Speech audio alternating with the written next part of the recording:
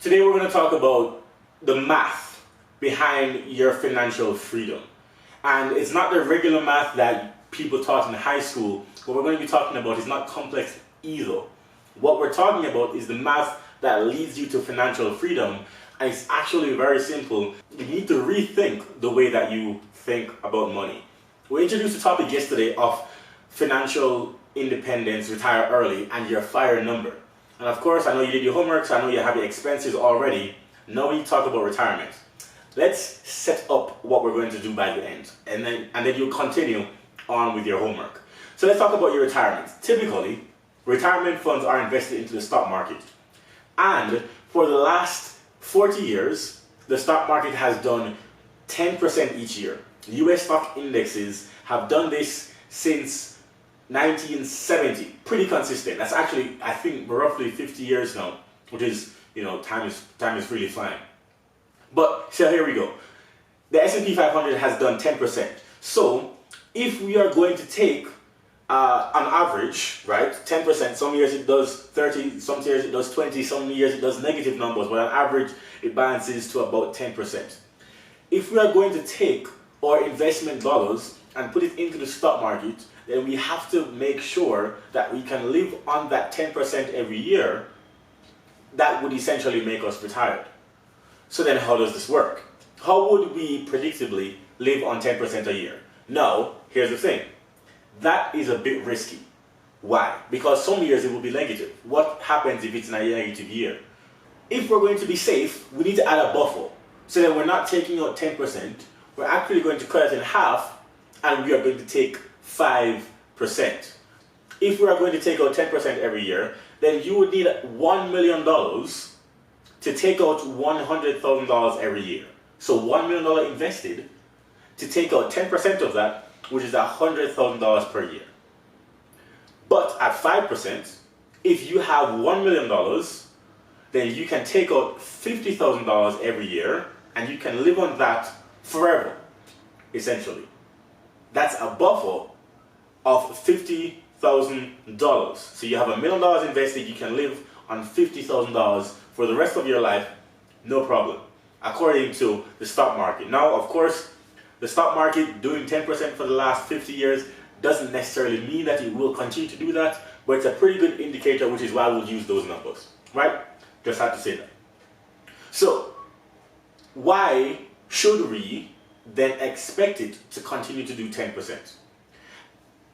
We shouldn't, which is why if we can predictably see that it has done 10% in the past and we cut it in half to 5%, that adds a buffer. That means that we can predictably stay safe. And here's the kicker. The US bond market, not the stock market, actually does average 5% every year. And bonds are a lot more stable in terms of their range going up and down than stocks. So then US bonds do 5% every year. This is good news. However, if we are going to then add another buffer, then we want to make sure that even the US bond market, which is less growth but more stable than the US stock market, then we have another buffer that ensures that we can actually maintain our retirement for the rest of our lives. So then here's how this works. We're going to add a 1% buffer one more time to 5%, so then we're cutting it down to 4%. A 1% buffer, a 1% buffer, we are cutting it down to 4%, right? So now if we have $1 million invested in the stock market or the bond market, then we can predictably live on $40,000 a year. I hope you're following. $40,000 a year. Now, how does this work in reverse? It's not a random number. We have to remember that we are adding buffers so that we can have some predictability and live consistently just in case the stock market goes up and down, which it does do. What we don't want, right, if you've ever been in sports, is to bet on the stock market doing 10% all the time, which is your team winning all the time. Like, for example, I love Golden State Warriors. Let's say I bet on them to win all the time and they don't win. Well, then what happens when they don't win? I'm in trouble. So then we don't want to make that bet, but we perhaps will bet that they will pass 40 points in the next 10 games. that's probably a safer bet, which is what we're doing here. So then we end up with 4% of $1 million. So predictably, we can live on $40,000 per month. And then you can extrapolate those numbers to what your number is, right? But we're not done. I hope that you're following the math here. So we're on 4%. There's another way that we can look at this. Inflation is between 2 to 4%. So then, if the stock market is going up 10% and we haven't accounted for inflation, then that means that over time, right? Over time, we are losing our lifestyle. The amount of things that our US dollars can buy, or whatever dollars that you are watching this from, the amount of things that we can buy is decreasing. So then if you can buy a car today, in 10 years, you want to still be able to afford a car. So then we have to account for inflation. So then at minimum, from that 10%, we have to account for inflation, and we have because we've done 6% less than the 10% of the stock market average. I hope that you're following. So we've already accounted for inflation, right? So then now we are at 4%. Now remember yesterday, right? This is another way to get to your FIRE number. 4% times 25 equals 100%. And your 100% would be your FIRE number. So then, how do we reverse our tactic to get to what we want to? Again, this is just a roundabout way of saying that your expenses per year, which is multiplied by 2, which is what we wanted yesterday, multiply that number by 25, and that then becomes how much money that you want in the bank. Let me give you an example of my own example of one of the first ways that I became financially independent. So each property that I have on Airbnb averages for me around $2,000 a month. Not a lot of money, I know, but the math isn't finished. Here's how it works. If I just made $2,000 on one property, would that be enough for my financial retirement? Probably not. I spend around $6,000 a month, just maintain my lifestyle. So then, if each property averages about $2,000, then how many properties would I need to retire? 3. Now that's the math that I have applied to my assets, right? But then we already talked about how many would I need not only to meet my expenses, but double them. And then I would just need 3 more, which would be 6 Airbnb properties. Thankfully, I have several more than that, but I just wanted to show you that on average, that's what we need to be looking at in terms of math. You see, it's not calculus, it's not derivatives, anything like that. No, this is simple math, which is multiplication and addition, right? That's it, because we don't subtract, we don't divide, right? So this is very simple math. So then if I can figure out what each asset averages, then it's just a matter of how many do I need to meet my expenses or double my expenses.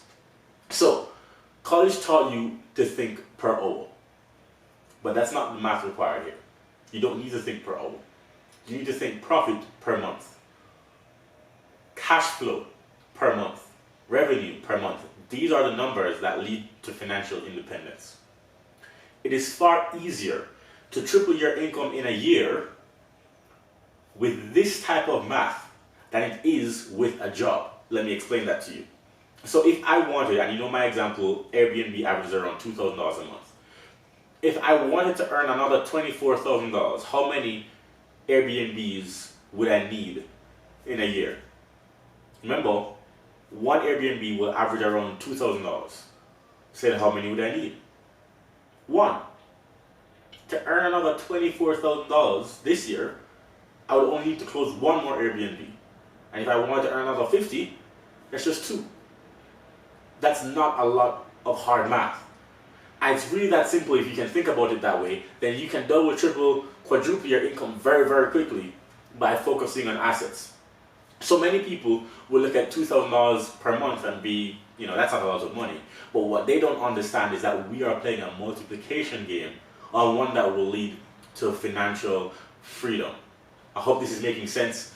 I hope this is making much sense to you. Again, this is the faster way to go about your financial independence, because I want to unlock it for you by the end of this Freedom Challenge. So your goal here is to find an asset that can return at least $1,000 every month. We've talked about several already: laundromats, ATMs, vending machines, Airbnbs, rental properties. This is the type of math that you can do. You can think of window cleaning, lawn care, etc. Find an asset that can return at least $1,000 per month that can be replicated over and over and over again. So, exciting as the math is, you need to take some time and action here. This is why you have homework, so that you can put it into practice. So here we go. Your homework, twofold. I need you to find the average return on a few asset classes by doing some research.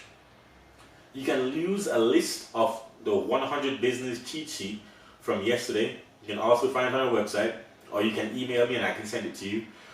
And start your research on your favorite freedom sources of income.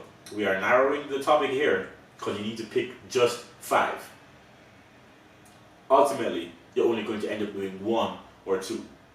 Then, the second piece of homework is to find or calculate how many units of this asset do you think you need to become financially free. How many units of that asset, once you find out the average return, the average cash flow for that asset. So let's say I know ATMs, for example, tend to do between $500 to $700. Vending machines are about the same thing. They tend to do around $500 to $700.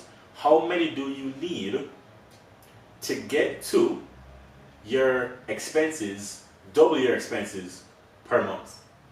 You write that down, you come back tomorrow, and you'll be ready to go again. And as always, freedom seekers, remember, you're just one decision away. Take care.